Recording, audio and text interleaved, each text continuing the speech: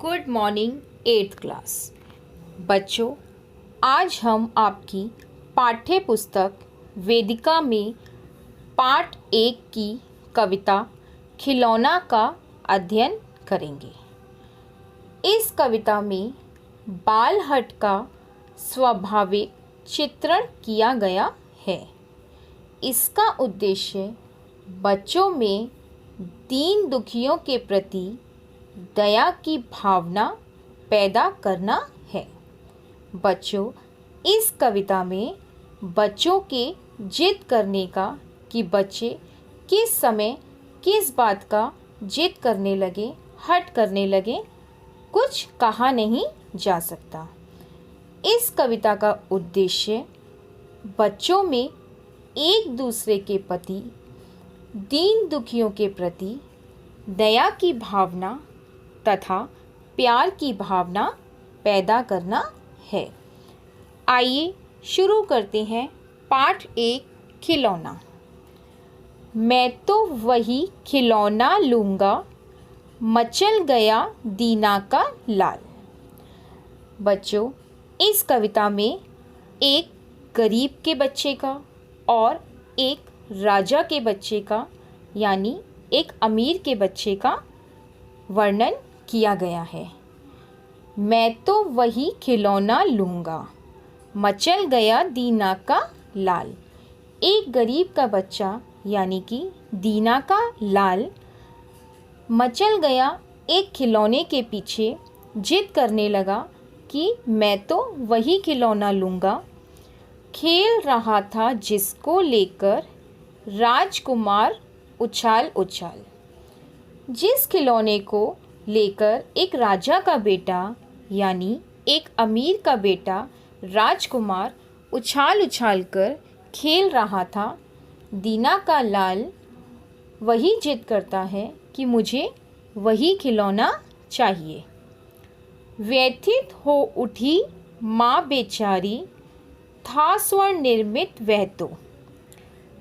परेशान हो गई उसकी माँ, दुखी हो गई क्योंकि वह खिलौना सोने का बना हुआ था।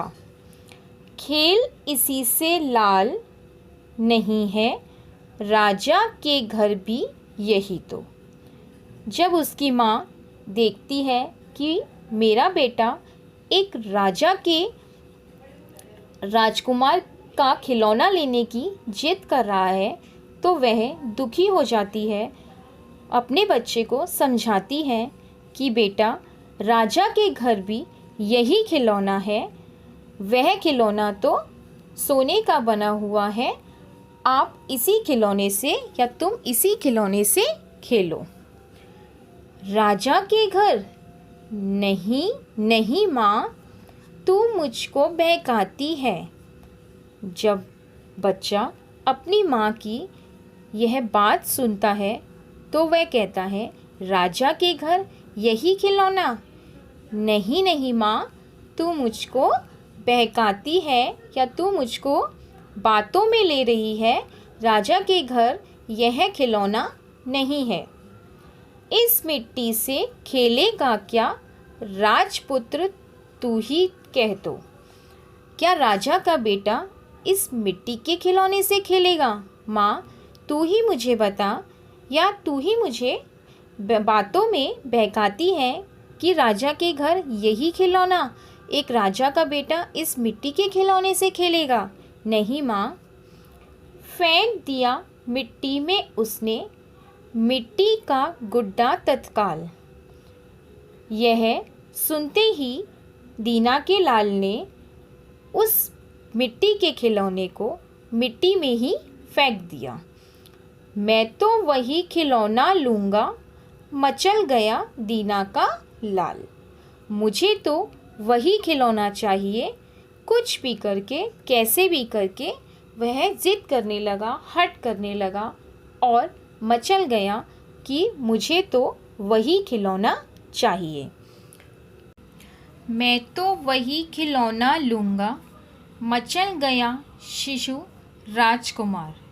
अब बच्चों यहाँ देखिए, जब वह गरीब का बच्चा, इट मीन्स दीना का बच्चा, वह राजा के राजकुमार के खिलौने के पीछे रो रहा था, तो वहीं वह राजकुमार जिस खिलौने से वह दीना का लाल खेल रहा था, वह बच्चा खेल रहा था, राजकुमार उसी खिलौने के लिए जिद करने लगा, मैं तो वही खिलौना लूँगा। देखा आपने, एक तरफ वह राजा का बेटा उस खिलौने के लिए जिद कर रहा है जिस खिलौने से दीना का बेटा खेल रहा है, और वो दीना का बेटा उस खिलौने के लिए जिद कर रहा है जिससे वह राजकुमार खेल रहा है। वह बालक पुचकार रहा था पथ में जिसको बारंबार, वह बालक जिसको बार बार रास्ते में पुचकार रहा था, उस खिलौने को प्यार कर रहा था, मुझे वही खिलौना चाहिए। वह तो मिट्टी का ही होगा, खेलो तुम तो सोने से। वह खिलौना तो मिट्टी का ही है, तुम इस सोने के खिलौने से खेलो। दौड़ पड़े सब दास दासियाँ राजपुत्र के रोने से। जब वह राजकुमार रोने लगा उस खिलौने के लिए, तो सारे दास दासियाँ दौड़े, उसको चुप कराने लगे और उसको पुचकारने लगे कि तुम इस सोने के खिलौने से खेलो, वह खिलौना तो मिट्टी का है। मिट्टी का हो या सोने का, इसमें वैसा एक नहीं। राजकुमार क्या कहता है, चाहे वह खिलौना मिट्टी का हो या सोने का, इन खिलौनों में से वैसा एक भी खिलौना नहीं। खेल रहा था उछल उछल कर, वह तो उसी खिलौने से, जिस खिलौने से वह दीना का लाल उछल उछल कर खेल रहा था, मुझे तो वही खिलौना चाहिए। राजहटी ने फेंक दिए सब अपने रजत हेम उपहार। उस राजा के बेटे ने जिद करके अपने सारे उपहार, चांदी से बने हुए खिलौने, सब कुछ फेंक दिया। लूँगा वही वही लूँगा मैं, मचल गया वह राजकुमार, और जिद करने लगा, हट करने लगा, मुझे वही खिलौना चाहिए। मचल गया वह राजकुमार, मचल गया वह कि वही लूँगा, मैं वही खिलौना लूँगा जिससे वह दीना का लाल खेल रहा था। तो बच्चों, देखा आपने, बच्चों के मन में एक दूसरे के प्रति कितनी प्यार की भावना है कि वह जो गरीब का बच्चा खेल रहा था, राजकुमार को वही खिलौना चाहिए था, और राजकुमार जिस खिलौने से खेल रहा था, उस दीना के लाल को वही खिलौना चाहिए था। तो दोनों एक दूसरे के खिलौने से खेलने की जिद कर रहे थे। तो बच्चों, यहीं आपका पार्ट 1 की कविता खिलौना समाप्त होता है। आशा है आप इसकी व्याख्या स्वयं करेंगे। Good bye.